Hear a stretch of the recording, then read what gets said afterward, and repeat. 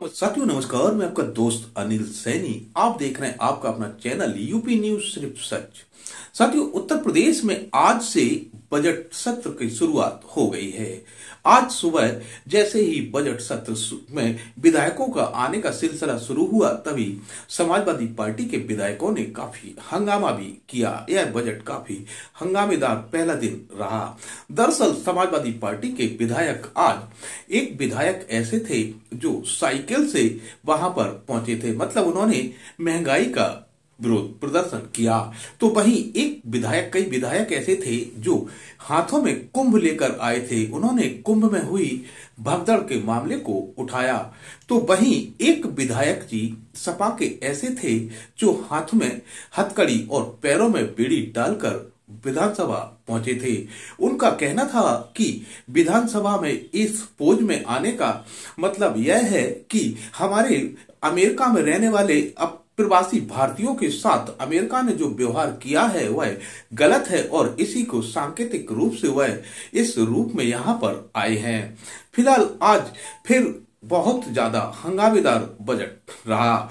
विधानसभा के अंदर जैसे ही राज्यपाल ने अपना अभिभाषण पढ़ना शुरू किया, तब समाजवादी पार्टी के विधायकों ने काफी हंगामा किया। आलम यह रहा कि राज्यपाल को कुछ देर बाद ही अपना भाषण रोकना पड़ा और वह अधूरा भाषण पढ़ के ही वापस चली गई और समाजवादी पार्टी के विधायक हंगामा करते रहे। पहले आप ये देखिए कि विधायक जो हथकड़ी और बेड़ी में आए थे, उन्होंने क्या कहा।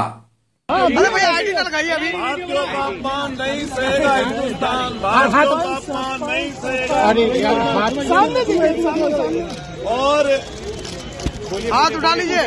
आप सब लोग जानते हैं कड़ी लगाए हैं, कल भी अपमान होगा।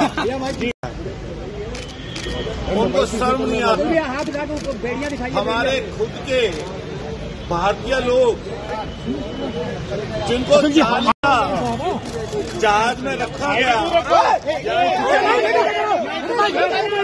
पार्टी मुख्य विपक्षी दल है उत्तर प्रदेश में और देश में भी तीसरे नंबर की पार्टी है। माननीय राष्ट्रीय अध्यक्ष जी ने जहाँ लोकसभा में हर एक विषय को छुआ, चाहे वो बेरोजगारी हो, खेती किसानी का विषय हो, चाहे कुंभ से संबंधित जुड़ी हुई कोई बात हो, और चाहे जंजीरों में जकड़े हुए जो लोग आए हैं, जिससे कहीं ना कहीं भारतीय जो दायित्व है उसको कहीं ना कहीं उसमें गिरावट आई। तो हम लोग कहना चाहते हैं कि हर उस विषय पर हम लोग लड़ेंगे, बात रखेंगे निश्चित रूप से सदन के अंदर, जिस विषय से जनता को कहीं ना कहीं परेशानी में है, जनता की दिक्कत में है। और इस समय की सरकार पूरी तरीके से कुंभ में लगातार फेल हुई। 9 बार आग लग चुकी है, सोचिए आप। सैकड़ों किलोमीटर दूर तक का जाम लगा हुआ है और जिस तरह की घटना को छुपाने का कृत्य सरकार ने किया वो हर कोई जान रहा है, हर कोई इसको चीज को समझ रहा है। अभी हम पश्चिमी उत्तर प्रदेश में माननीय मुख्यमंत्री बागपत गए थे। 5 साल में एक बार गन्ने का रेट बढ़ा है। सोचो कितनी महंगाई बढ़ रही है। हर तरह से किसान को मार पड़ रही है, बेरोजगारी और चरम पर जा रही है, लगातार परेशानी दिक्कत में लोग घिरते जा रहे हैं, जिस कारण से सदन ये लोग कम चलाते हैं। अभी कह रहे हैं कि मुख्यमंत्री सदन को चलाने का दायित्व विपक्ष का भी है। हाँ, विपक्ष का दायित्व है। हम तो कहते हैं कि 1 महीना सदन चलाइए और सदन का पूरा समय रखिए। कहने के लिए सदन 5 तारीख तक चलेगा, लेकिन सैटरडे की छुट्टी, संडे की छुट्टी, शिवरात्रि की छुट्टी, फिर सैटरडे की छुट्टी, फिर संडे की छुट्टी, इसमें गवर्नर महोदय का अभिभाषण और एक दिन बजट। तो इन्होंने समय कितना रखा आप सोचिए। समय रखिए, हर विषय पर विस्तार से वार्ता करिए, बात करिए और कम से कम विपक्ष के जो सुझाव हैं उन सुझाव को लेने का काम करिए। माननीय अखिलेश यादव जी ने लगातार चूंकि कुंभ कराया था 2013 में, उस कुंभ के विषय में माननीय अखिलेश यादव जी का जो तजुर्बा था, जो एक्सपीरियंस था, उसको लगातार सरकार को कहीं ना कहीं बताने का काम किया, लेकिन सरकार ने उसको माना नहीं, समझा नहीं और जिस चीज पर सरकार से बात की गई बल्कि उसको उल्टा लेने का काम किया, जिसका कारण ये हुआ ना जाने कितने लोगों की जान चली गई, ना जाने कितने लोग परेशानी दिक्कत में रहे।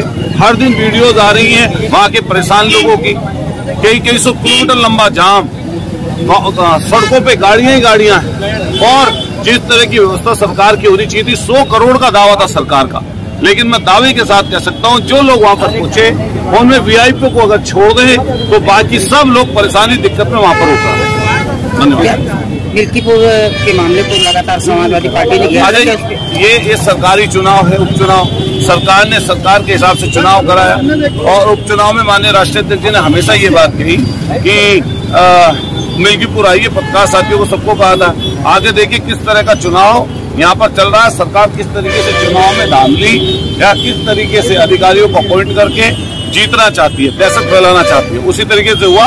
जब आम चुनाव होगा तो निश्चित रूप से 2027 में समाजवादी पार्टी की सरकार बनेगी। धन्यवाद। कहाँ रहेगी गाड़ी भाई?